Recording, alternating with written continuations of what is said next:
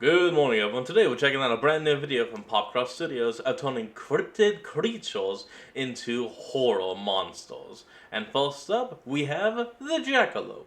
Literally just a rabbit with antlers. Let's hop in and see how we can make this scary. All of the lore, creatures, and characters I create in the realm of Hopeful Horrors videos and books are open source and can be adapted or reinterpreted for your own books, stories, videos, or other creative projects. Oh, free souls. So do what you will with the lore presented today in Cryptids from the realm of Hopeful Horrors. Huh, Hey alright. Adrian, it's Carlos again. For once I actually have some good news. I'm on day 372 in this place and death 116. I mean, that's not the good news, that's just news, but the good news is I think I sort of made a friend. Not exactly the kind of friend I would have been looking for, but at least one that seems like he can find me after each death. Weirdly, it's also the same creature that killed me back in death 9 or maybe 10. I don't know, I only started properly tracking things around death 16 when I met Jackie, which feels like ages ago now. That was back when I still thought this place was literally hell. Now I'm pretty positive that's not the case. Even if I am looking at this place a bit differently, though, I still don't ever want to come across Jackie again. That's the name I gave to the absolute monstrosity I know on Death 16, which made me start properly looking for any kind of logic and reason to this place so I could try and get out. A mission that I now think is impossible, but I'm weirdly okay with that. Even though I've tried to chart out different locations of this place, it's hard to know where anything is since I wake up in a new location after each time I die, but He did say this is free source, so we can literally make up anything we want. I think the spot that Jackie killed me was a ways east of where I am right now. I'm in that city that looks like all of the people left, then it got flash frozen into stone. I call it the Fossilized City. I don't know if places here have actual names. I still haven't figured out how to fully speak to any of the locals when I occasionally come across them. Anyway, I'd gotten killed by falling off some moving mountains that looked like giant floating rectangles, then woke up on some not-so-floaty mountains looking over a desert. I could see some sort of Wild West-looking town out in the distance, but was too terrified and felt too hopeless to try and get to it. There was some black silhouette creature in the sky above me with glowing red eyes, and I thought that might come and get me, but I just kept acting helpless. I was just rocking back and forth trying to wake myself up or come out of a coma or whatever I thought was going on when I started hearing this scratching sound. I tried to ignore it, but it kept getting louder and louder until it felt like it was happening inside my ears. I got up to run away, and as soon as I moved, the scratching stopped. But only for a second. Then there was this thumping of giant feet headed right towards me, but echoing all around, so I had no idea where it was coming from. I even thought about just jumping off the cliffside to not have to deal with whatever it was. But it wasn't like that had helped me get away from my problems before. I had that weird runestone I wonder what creature is gonna be next. I'd gotten from that lady who called herself Showtime that I met on day 1, but it had never really been that helpful to that point, so I didn't even bother pulling it out. It could make big, glowing red shields appear to protect me from stuff, but every time I'd used it back then, the horrors that attacked me got around it or knocked it off me pretty quick. Luckily, whenever I die, it appears back in my pocket, though, because around Need to make that into some kind of amulet or jewel or something. death 50 or so, I started getting the hang of it.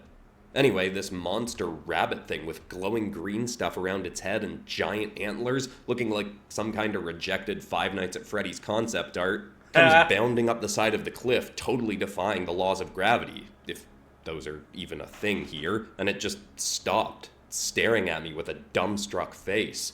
Then it started scraping its antlers along the stone over and over, making that horrible grating sound I'd heard before. Why? I was just paralyzed in fear and confusion, but eventually it went on so long that I tried to run. The second I moved, it screamed and ran at me and impaled me on the end of its antlers. With every death before that, I'd been killed pretty quick. This one, I stayed alive on the end of its antlers for a while as it just started hopping around. Anytime I tried to pull myself off the thing, it'd just hold me in place and either laugh or scream. Eventually, I guess I just bled out because I woke up next to a bubbling lake of black slime. That was when I decided I couldn't just keep crying and cowering and waiting for the next death. I had to start trying to figure this place out. To this day, that's still the most painful death I've faced. There have been bad ones since, but none nearly that bad. In fact, I'm starting to think none of them will ever be close to that bad again, or even that bad at all. I mean, you On top of bled the out. fact that I made That a new sucks. friend, I've also started to notice that death doesn't really hurt anymore. That's actually a bad thing to notice. But it doesn't sound like he's gone reckless yet. I know death not hurting anymore. Ooh, the Chupacabra and Mothman. Now that's a good collection. Probably sounds weird, and at first I chalked it up to it's happened enough that I'm numb to it. But I really don't think that's it. I have a theory, which has often felt like a pointless thing to have here, but I think I'm really onto something this time. Oh yeah? The more I embrace this place, the more it embraces me. Is that true? I don't know. When I first started trying to figure out if there was any logic or reason to this place, I hoped maybe Showtime would just come back and drop some knowledge on me, since even if she was kind of freaky looking herself, she at least seemed sort of nice, but I had no such luck. I haven't spoken to her since day one. I started on the assumption that this place was hell, and I'd gotten here for taking my short fall off a tall bridge, but then I found a village that looked sort of medieval, where there were these people with horrifically distorted faces, all just living what seemed like nice, peaceful lives. When I went into the village, they all looked at me like I was some kind of mutant freak. When some of them started throwing stuff at me, I ran out of there. But I figured if there were people, even freaky mutant ones... Wait, medieval people and you said mutant faces? Sounds like people that could have suffered and died from the Black Plague, i.e. the bubonic plague. So what if this is a realm to where people who died unfortunately are kept? And unfortunately, the souls just have to... actually, no, then that just brings a whole lot more questions into it. And this is open source yet again, so we can make up anything we want. Living pleasant lives here, it probably couldn't be hell. I also came up with a theory that I was appearing in a different world every time I died, and they just looked somewhat similar. It made sense to me because sometimes there are modern amenities, sometimes it looks like I'm in medieval times, and sometimes it seems like I'm back in prehistoric times. That theory got chucked out around Death 45 when I woke up back on those floating, boxy mountains. I stayed on them for about a week as they moved slowly across the landscape, and eventually they floated over a desert to a Wild West-looking village, which I was pretty certain was the exact one I'd seen before Jackie killed me. That connected two locations I'd woken up in, so they must have been the same world. I decided then that there must be some kind of cycle that I hadn't seen, and figured after I died on the cliffs again, I'd end up back in Jackie's territory. But no dice. Next, I found myself outside some castle that looked like it had been carved from floating mountains, because it had floating towers that slowly hovered around it. I actually went inside there and saw what I was pretty sure was another human. She even looked like she had some runestones like what Showtime had given me, except hers was like a full breastplate armor. Don't know what she did to get that much protection, but I was sort of jealous. I wanted to ask her how she'd gotten here, but before I could catch her, the castle moved in a way that crushed me between two walls. Oh, damn No idea if I'll ever find her again now. I've had tons of other theories, like that I was time traveling inside the same world, or killing one of the creatures here would let me go home, but every time I came up with an idea, it'd quickly be proven false. By Death 100, I was just so done. I was completely confused and terrified and felt so lost and hopeless. And weirdly, at that point, as I was lying on my back in the dirt, I just started laughing. Like, I guess I hit a point where I was so baffled by this place that it just became funny to me how confusing it was. I kind of just let myself lean into it. I was like, okay, what if I just surrender to the idea that this place makes absolutely zero sense? After that, I was kind of just able to get excited about what I was going to see next, like it was the most immersive and expansive video game I'd ever played. When I did that, weirdly enough, I started getting attacked by horrors less and less. I mean, it still happened, but not as often, and better yet, each time it did, the deaths hurt less and less too. Like, they still hurt, but it almost feels more like back when you and I would wrestle as kids, before you got sick. Like, we were sort of trying to hurt each other, but not really. It almost feels like the horrors now have that sort of attitude. Like, even though they still kill me, it's like in a play fighting kind of way. Playful, I even huh? ended up back at that medieval looking village after a recent death, or I think it was the same place at least, and the people there looked way less deformed, and I could actually understand some words they were saying. Oh. I don't know if it was English, but for some reason I just occasionally got the sense of what they were telling me about how to get food in the village and where I could sleep. They still sort of looked at me like I was a freak, but way less than before. Well, that throws out the theory I had about this being a place where souls died unfortunately are kept. Anyway, after Death 114 was when I came across Cobb again. That's what I'm calling the horror I met that has vibes sort of like the legend of the Chupacabra from back home. He even has these nubs on his back that look like wings could have maybe come out of them at some point, but they got chopped off or something. Ow. Back in Death 9 or hurts. 10, this guy, or maybe just one of his species if there are multiple of him, I would attacked say me and it. drank my blood until I kicked the bucket. He didn't even just use vampire-like fangs to do it either. He had these needle-like things on tendrils that popped out of his ears to help drink me up too. That's It was gross. creepy, but made the death faster, so I couldn't really complain. Wait, does that mean he tastes his eels every time? I'm sorry. Anyway, Death Still 114 gross. rolls around, and I wake up on some farmlands that looked sort of familiar. I went over to one of the farmhouses, and inside there was a really gangly ghost man with a bunch of rotten potatoes next to him doing the motion of carving potatoes with a calm smile on his face. I remembered seeing him back at Death 9 or 10, and I'd run out of there screaming. This time I just stayed and watched for a bit. Eventually I tried getting his yeah? attention, but no dice. It was like I wasn't even there. I went out to his fields and found some fresh corn had been grown, and took that and cooked it up. Oh. Working around the ghost Edible. who never acknowledged me. The corn tasted incredible. I figured I might try and make this place my new home base. I went upstairs and slept in a super comfy bed, but was woken up in the night by a sound in the barn outside. If it had been Uh-oh. earlier in my time here, I would have just run or hidden for sure, but I was kind of curious. So I took out the runestone Showtime had given me and went out to investigate. In the barn, I found there were actual live animals, but one of the sheep was being made not so alive course. by Cobb. I recognized him quick, and Good job. he almost Good seemed job. to recognize me. He stopped drinking the sheep and started zigzagging, slowly walking towards me. I didn't want to die again, even though it was hurting less, because this farm seemed awesome, but I kinda egged the creepy dude on. He pounced on me, and we started duking it out. I was pretty sure Bring he it could have on. shot me up quick with the blade at the end of his tail, or with his various claws and teeth, but he wasn't really going for a kill shot. It almost felt like playing with a dog. A really, really, really gnarly looking dog. A dog with the mange, you could say. Oh, this is going to be like a 3-piece. Okay.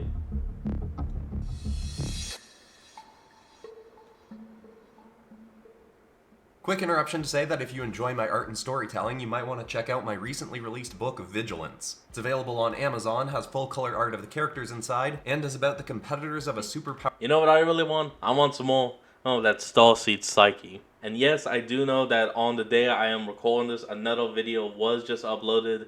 But I'm holding myself back to see if he'll upload another one on this following Friday, so that I'll have 2 to react to next week. That's what I'm hoping on. That's what I'm praying for. But until then, I will be holding back. Powered That's why we sports got fighting this. league. And some of the characters compete by fusing with creature companions called Bayou Knights that give them superpowers. Or if you just want hard copies of a whole bunch of my monster art, I also have a book called Monsters of the Multiverse. It's got no Nice. storytelling in it, but it's got tons of high quality art of some of my best creature designs and pop culture adaptations from this channel. Vigilance is a bit quicker to get because it's on Amazon, but I'll have both linked in the description. Anyway, Yeah, back that's into more nice. Realm of Hopeful Horrors. I was actually starting to have fun with Cobb Mothman. until a glowing red light caught my eye. I looked up and saw the same black silhouette with glowing red eyes I'd seen back when Jackie had killed me. In fact, I remembered seeing it a bunch of times, always just before I died. And lo and behold, Oh. because I was distracted, Cobb hit me with a swipe to the gut, and I bled out. Okay, hold on. Now I think I'm getting some kind of idea. Like, this is a place of Mothman's victims. Of course, unintentional victims. Because the whole thing about Mothman is that he, well, doesn't try to kill. He's not a monster. He's not a threat. And he just is there, and then disaster strikes. And yet he's blamed for it. He's like Absol He did come up and lick my face as I was dying, though, almost like he felt bad this time. I woke up in a new location again after that. I was next to a river and could see floating mountains in the distance, but I wasn't sure if they were the same ones I'd woken up on twice before. I also saw a partially destroyed bridge in the distance. For a second, I thought it was the one I'd been on back home just before ending up here, but then I realized it was structured totally differently. I took down some notes on that last death and started wandering around a bit. I headed closer to the bridge when suddenly I saw the silhouette and red eyes again, but this time they didn't stay distant in the sky. The horror flew down closer to me so I could actually see that it was a hulking human moth creature with giant claws and wings that cast enough wind to knock me over. It just kind of flew in the air above me for a while, staring at me.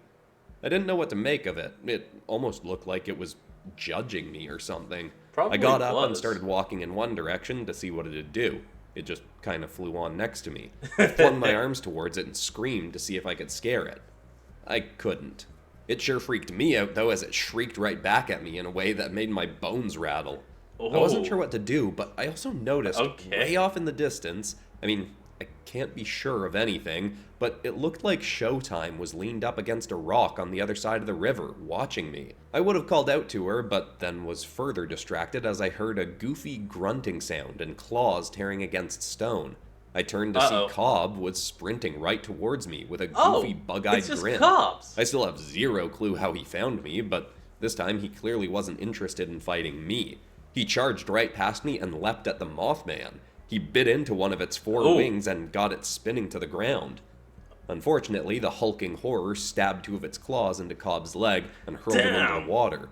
The Mothman was wounded enough to have to land on the riverbank, but then started walking towards me. I didn't feel much hostility, but it was still super intimidating. Luckily, Cobb leapt out of the water, bit into the moth. Like, if I had to guess how big this thing is, it's gotta be 8 to 9 to maybe even 10 feet tall. Man's neck, then sliced the blade at the end of his tail across the horror's stomach. Its stomach muscles and organs shifted around the blade and warped to change shape before it stabbed Cobb's chest with one claw and smashed him into the ground in front of him. He swung his other arm up like he was going to impale Cobb's head, and instinct just kinda took over. It was the first time since I was in this place that I actually kind of cared about anyone or anything else's well-being, so I just ran in and leapt in front of the claws. I tried to use my runestone to make a shield, but the Mothman stabbed right through it. Weirdly, getting through it that time almost felt kind of nice, but not in a grim way, more like in a I know I helped someone way. I woke up on top of a building in the fossilized city, and the quiet of this place was calming this time. Well, last time I was here, it creeped me out. I was obviously curious what had just happened and was worried about Cobb, but that concern didn't last much longer.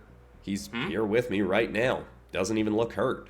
I don't know if the fight just ended after I jumped in, but I haven't seen the Mothman since. Never know. I don't know how Cobb found me again, or why, but here we are, with him napping next to me. I'm still— Dude just straight up tamed the Chupacabra and it's acting like his dog. I love it. Still totally confused, but have just embraced it. Death isn't hurting as much anymore, and I've even got a gnarly-looking, goofy little buddy who's clearly willing to dive into danger to protect me. Aww. It's funny how this whole experience kind of reminds me of being back home now. Back in reasonable reality, which I think is the term Showtime used for our world, I was so unhappy because I felt so confused and hopeless. I didn't understand how other people seemed like they were happy when I felt like I couldn't be. I kept coming up with theories about how to be happy, and they never seemed to work out. I also felt like nobody could help me either. Even when people did reach out, I'd never actually accept their help. Even though I'm kind of vibing with this place right now, it does make me think that if I did ever get home, I'd probably handle life a lot better. Whoa! What just happened? Wait. Huh. Look at that. What just happened? Damn it, I know it's open source, but now I got questions. What happened? Where did he go? What did he just fall into? What about Cobbs? What about Cobbs?